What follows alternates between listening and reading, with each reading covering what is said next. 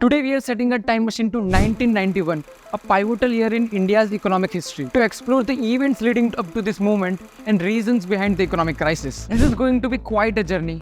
So sit back, relax, and let's delve into the story. In the year following independence in 1947, India adopted a mixed economic framework. This system was a blend of capitalism and socialism, with dominance of public sector in the key areas of the economy. The approach was protectionist in nature, with strict regulation and high import tariffs to protect domestic industry. From 1950s to 1980s, India pursued a strategy of import substitution, which aimed to replace foreign imports with domestic production. This, combined with high degree of regulations known as license Raj, slowed down the growth of private sector, which led to inefficiencies in the economy. As a result, by 1980s, Indian economy was grappling with several structural issues. High inflation, low growth rates, and rapidly growing fiscal deficit were symptomatic of an economy in distress. The growth rate was hovering around 3%, which is often referred to as Hindu rate of growth. High level of government borrowing led to rise in fiscal deficit, which was about 8.4% of GDP in the year 1990 and 91. On the external front,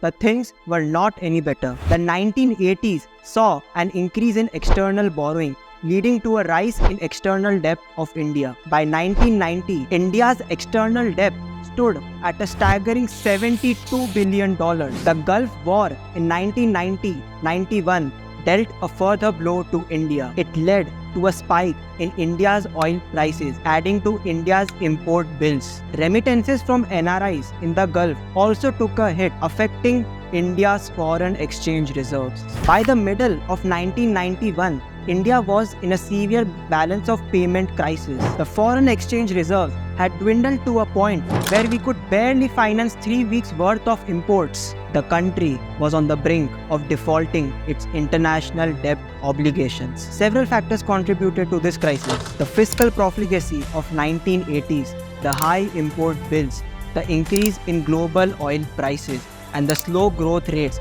were all part of this mix. It was a combination of domestic structural issues and external shocks that pushed the Indian economy to its brink. India was in the midst of a severe economic crisis in 1991. But as they say, necessity is the mother of invention. The crisis led the government to initiate a series of radical reforms that could transform the state of India's economy. The government approached International Monetary Fund (IMF) for the loan, which was granted on the condition that India will implement some structural reforms. These reforms were aimed at making the Indian economy more liberalizing and making it more market-oriented. Under the leadership of then Finance Minister Dr. Manmohan Singh and Prime Minister P.V. Narasimha Rao, the government unveiled the new economic policy in 1991. This policy marked a shift from socialist to more capitalist framework. The 1991 reforms can be categorized into two types: the stabilization measures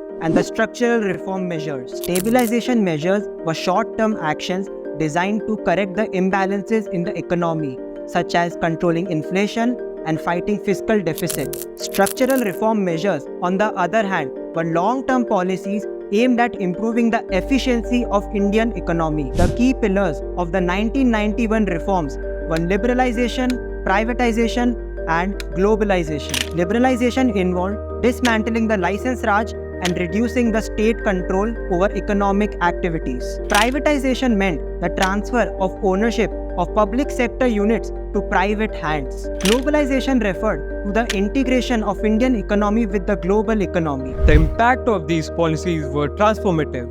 The Indian economy bounced back, the growth rate picked up, inflation was under control, and fiscal and current account deficit were controlled. In the long run, the reforms opened up the Indian economy. It attracted foreign investments, spurred the growth in various sectors, and it increased the overall income of Indian households. However, it's important to note that the journey has not been without challenges. The problems like income inequality, jobless growth, and environment degradation has been the major concerns. The task for policymakers is to ensure that the benefits of the economic growth are equally distributed and are sustainable. And that's it for our deep dive into the Indian economy before and after 1991. It's been a journey of highs and lows and of challenges and triumphs. But that's what makes India's story of economic transformation so compelling.